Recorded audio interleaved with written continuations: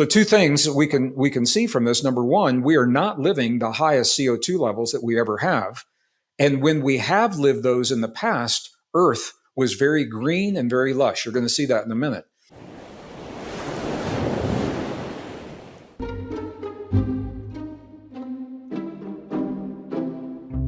I would like to shift gears a little bit.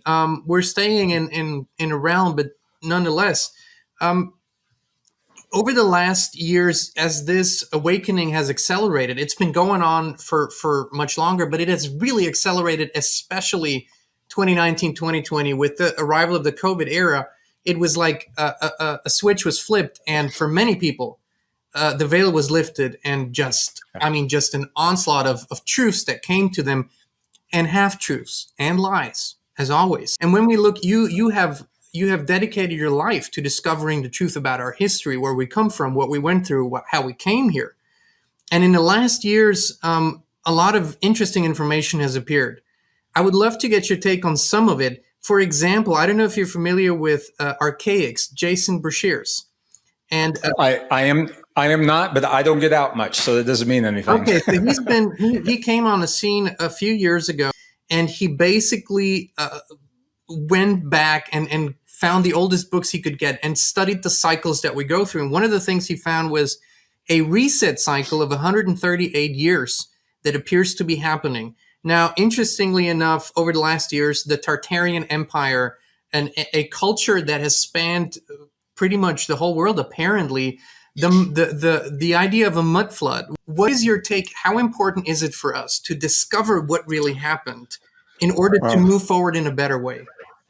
You know, I just did I was honored to be in Colorado last weekend, 2 weekends ago, with the film company, the Gaia Film Company, and a series they do called Ancient Civilizations.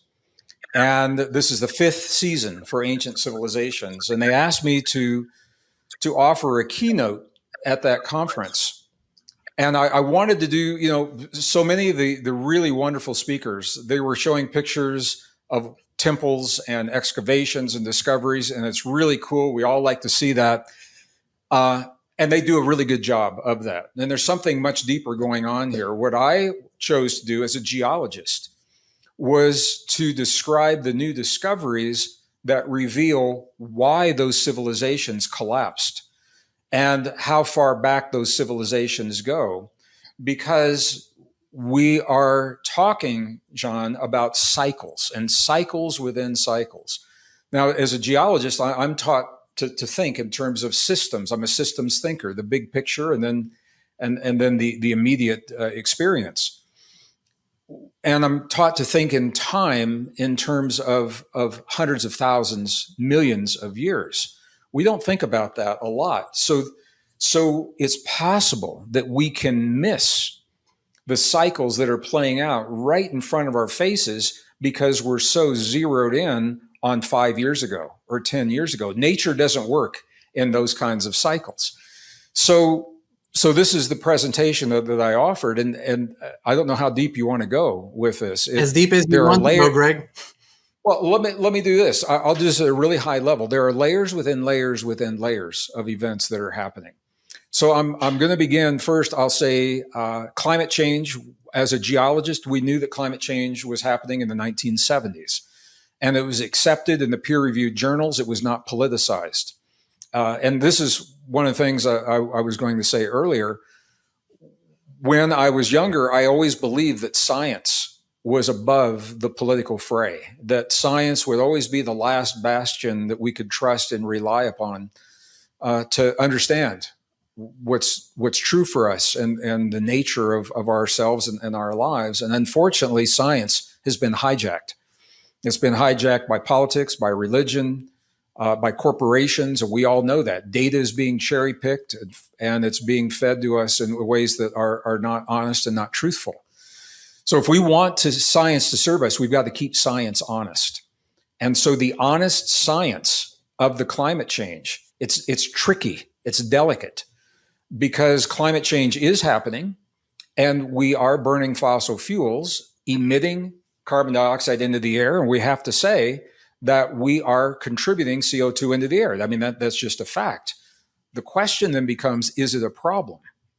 Is it really a problem? And are we emitting more than the Earth has ever seen? Is the Earth warming more than it's ever been? And we can't answer that without looking at cycles. You can't go back 5 or 10 years or 50 years to answer that question, because there are natural rhythms and cycles that are much longer than that. So the presentation that I offered showed new discoveries, John, and I, even for people listening here, what I'm going to say is maybe new to some of these people. There are geophysical processes under our feet that are so poorly understood. And in the arrogance of the scientists, they've discounted these processes. They say it doesn't even come into play. What we know is that there is a cycle of about 12 to 13,000 years playing out right now. Last time we saw this was a very controversial time called the Younger Dryas. And that's their History Channel did a whole series. Graham Hancock is talking about this, and the whole series based on what happened. And we've been led to believe it's a one-off, that what happened in the Younger Dryas, that they were coming out of the Ice Age, there was a warming, the climate warmed, all of a sudden the temperatures dropped, there was a plunge where it cooled quickly, and then it warmed again into the era that we're in right now. When we go back and look in the records of the ice cores, for example, from Vostok and Epica and Greenland, what we find is that that's not the first time it happened. It has happened again, interestingly, about 26,000 years ago, which is the beginning of a precession of the equinoxes. And it happened again 13,000 years before that. And it happened again 12,000 years before that. So you have to say, is there a cyclic process that's happening here?